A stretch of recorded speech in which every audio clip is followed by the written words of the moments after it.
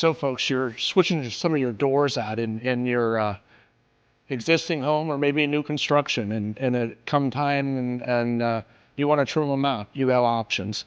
Conventionally, typically, I guess, we see our moldings and we see a 45 miter cut at the corners of the windows and doors. That's one option. There's others, and we'll cover those. So we want to go ahead and start out with this B112 Baird Brothers 3¼ inch profile. So a couple things here, guys. If you don't have, you need to find yourself one of these miter stands because they're a great help. You can see how it supports the material when I have it hanging out to the right or to the left, and very helpful. That allows me to pay attention to measuring this 81¼ on the short length of the miter, pull my tape out, and I give myself a mark, okay? And then I give myself a reminder line of how my miter goes. So I'm not cutting left-hand casings when I want to be cutting right-hand casings. So I get a couple chances at it and not cutting it too short on the first pass.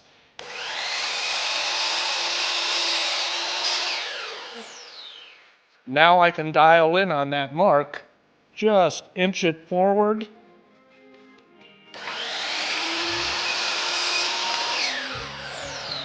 And now you can see I'm right at that mark.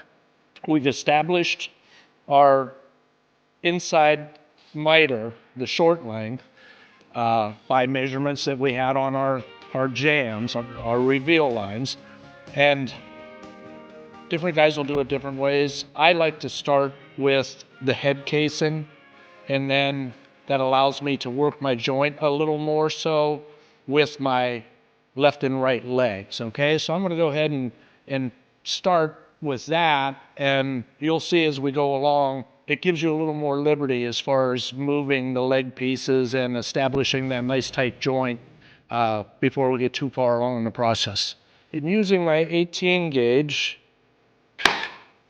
to go into the jam,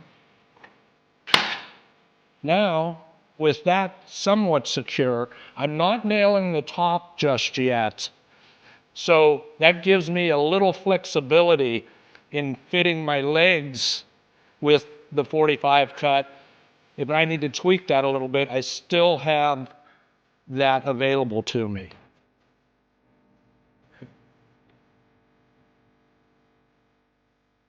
And something I like to do is try to cross nail these pieces,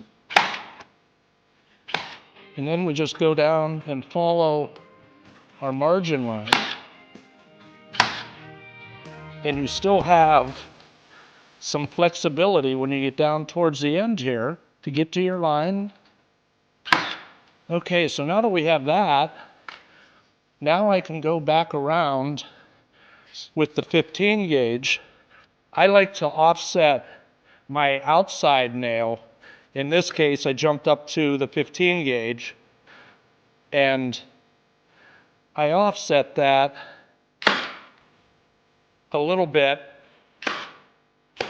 Okay, so folks, you're nailing your casing up or your baseboard, whatever the molding might be. We're working with a primer material today, so we know that it's going to be painted. But in order to get rid of those nail holes, put a little putty on them, smooth it out with your finger a little bit, chase it with a soft cloth, and your final coat of top coat paint, everything disappears.